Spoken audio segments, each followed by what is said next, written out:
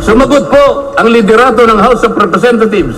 Sabi po ng House of Representatives, bilang tugon doon sa sinabi ng ating Pangulo.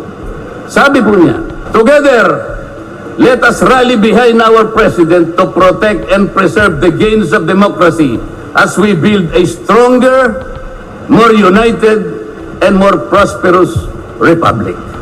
Pero nasaan po kaya?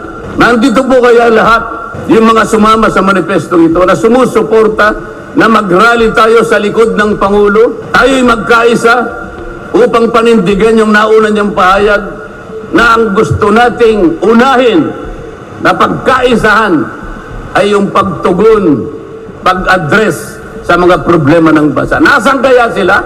Nandun kaya sila sa likod ng Pangulo o tayo lang lahat?